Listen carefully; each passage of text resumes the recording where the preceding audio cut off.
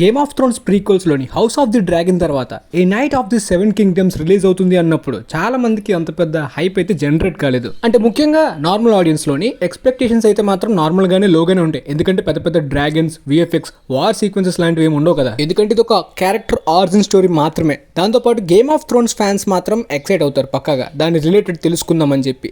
కానీ రిలీజ్ అయిన తర్వాత ఎపిసోడ్ 1 తర్వాత అయితే మాత్రం web series fans, movie lovers and regular ఆడియన్స్లో కూడా మంచి వర్డ్ ఆఫ్ మౌత్ అయితే మాత్రం ఈ షోకి సంబంధించి స్ప్రెడ్ అయింది. దాంతో చాలా మంది అటెన్షన్ ఈ షో గ్రాప్ చేసుకుంది. నేను కూడా ఫస్ట్ ఎపిసోడ్ చూశాను. ఆ తర్వాత వచ్చిన వీక్లీ ఎపిసోడ్ 2, ఎపిసోడ్ 3 కూడా చూశాను. బట్ ఎపిసోడ్ 4, ఎపిసోడ్ 5 అయితే మాత్రం మర్చిపోయాను వీక్లీ గ్యాప్ వల్ల. బట్ ఈ రోజు అన్ని కంప్లీట్ చేసేసాను. ఈ రోజు తోటి సీజన్ 1 6 ఎపిసోడ్స్ కంప్లీట్ అయిపోయాయి. పోతే ఈ వీడియో చూస్తున్న వాళ్ళలోని ఇప్పటిదాకా ఈ షో మేము వెళ్ళలేదు బ్రో, అసలు ఆన్లైన్లో కూడా ఎక్కడ చూడలేదు, అసలు ఈ షో మాకు ఎక్కుద్దా లేదా, ఏ టైప్లో ఉంటుంది, మేము గేమ్ ఆఫ్ థ్రోన్స్ ఫ్యాన్స్ కాదు, గేమ్ ఆఫ్ థ్రోన్స్ కూడా చూడలేదు, అయితే ఈ షో చూడకూడదా చూడొచ్చా అనే వాళ్ళ గురించి ఇప్పుడు క్లియర్గా చెప్తాను.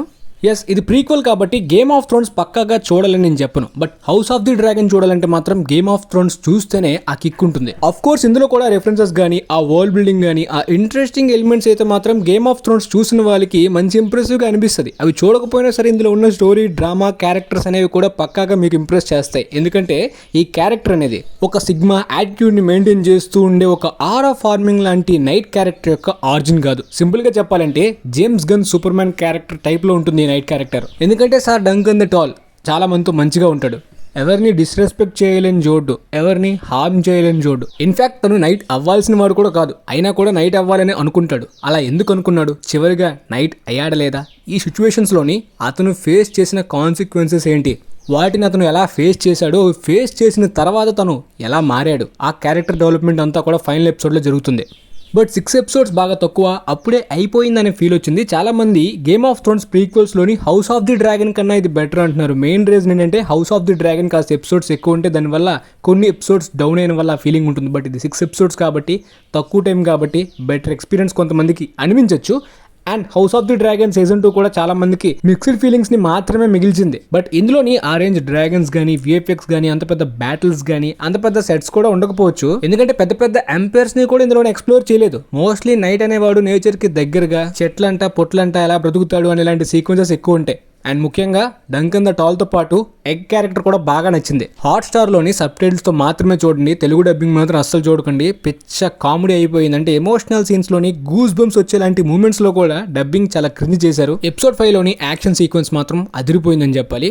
అసలు డంకన్ స్క్వేర్ గా ఎలా మారాడు, తన గతం ఏంటనే ఆ టీనేజ్ యొక్క ఆరిజిన్ స్టోరీ అనేది ఎపిసోడ్ 5 లోని స్టార్టింగ్ లో రివీల్ చేయడం అనేది చాలా పర్ఫెక్ట్ రైటింగ్ అనిపించింది. ఆ ఫ్లాష్ బ్యాక్ కి ఎపిసోడ్ 5 ఎండింగ్ కి చాలా పర్ఫెక్ట్ గా కనెక్ట్ అయింది. కాబట్టి అఫ్ కోర్స్ ఆ ఎపిసోడ్ గురించి చాలా వరకు ఫ్యాన్ వార్స్ జరగడం, దానివల్ల ఆ breaking bad, game of Thrones episodes యొక్క రేటింగ్స్ తగ్గించుకునే లాంటి రివ్యూ బాంబింగ్ IMDbలో చేసుకోవడం, అది వినగానే ట్విట్టర్ TFA ఫ్యాన్ వార్స్ లాంటి క్రింజ్ వైపు ఇచ్చింది. అంటే ఫారెన్ లో కూడా చాలా మంది అన్ఎంప్లాయిడ్ యూత్ ఉన్నారు. అఫ్ కోర్స్ నేను కూడా బ్రేకింగ్ బ్యాడ్ కి బిగ్ ఫ్యానే, నా ఆల్ టైమ్ ఫేవరెట్ షో.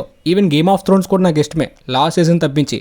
ఇలా మ్యూచువల్స్లో ఉండే వాళ్ళు కూడా ఫ్యాన్ వార్స్లోని ఏదో ఒకటే చూస్ చేసుకోవాలి అనుకున్నప్పుడు వాళ్ళ ఆల్ టైమ్ ఫేవరెట్ని చూస్ చేసుకుని ఈ ఫ్యాన్ వార్స్లో ఇన్వాల్వ్ అవ్వడం అనేది మాత్రం మంచి డిసిషన్ అయితే కాదు. అవేం పట్టించుకోకుండా మనం అన్నింటినీ కూడా హ్యాపీగా ఎంజాయ్ చేయొచ్చు ఒక ఫిల్మ్ లవర్ లాగా. నాకైతే నచ్చింది. ఈవెన్ ఎపిసోడ్ 6లోని మోస్ట్లీ కాన్వర్జేషన్స్ అంతా కూడా గ్రీవింగ్ అంటే ఒక ఎపిలాగ్ లా ఉంటుందన్నమాట. ఆ 5th ఎపిసోడ్లోని క్రియేట్ అయిన ఆ దారుణాన్ని డంకన్ ఎలా ఫేస్ చేస్తూ ఎలా ఓవర్కమ్ అయ్యాడు అనేది ఎపిసోడ్ 6లో ఉంటుంది. సీజన్ 2 నెక్స్ట్ ఇయర్ రాబోతుంది. ఓవరాల్ గా ఈ సీజన్ 1కి నేను ఇచ్చే రేటింగ్ 8.75/10. నాకు అనిపించిన మైనస్ పాయింట్స్ లోని 6 ఎపిసోడ్స్ అయినా అప్పుడే అయిపోయిందనే ఫీలింగ్ వచ్చింది. బట్ ఆరిజిన్ కాబట్టి అంతకు మించి ఎక్కువగా చూపించడానికి ఏమీ లేదు. ఇనిషియల్ గా వాళ్ళు ఒక ఫిలిం లా దీన్ని ప్లాన్ చేసుకున్నారు, ఫిలిం లానే తీసుండాల్సింది అనే ఫీలింగ్ కూడా వచ్చింది ఎపిసోడ్ 6 అయిపోతున్నప్పుడు. కేవలం వెబ్ సిరీస్ వల్ల వీళ్ళు ఇంకా ఎక్స్ట్రా ఎక్స్ప్లోర్ అయ్యి ఇంపాక్ట్ ఇచ్చారా అంటే లేదు. ఫిలింలో కూడా ఆ ఎక్స్ప్లోర్ అయిన ఎలిమెంట్స్ అన్నింటినీ కూడా ఇంపాక్ట్ ఇచ్చేలాంటివి కూడా పెట్టచ్చు. కావాలంటే 2 hours 45 minutes లేదంటే 3 hour డ్యూరేషన్ అయినా పెట్టుకోవచ్చు. ఎందుకంటే ఎపిసోడ్ 5 లోని ఆ ఫీల్ అయిన ఆ హై 1 week గ్యాప్ తర్వాత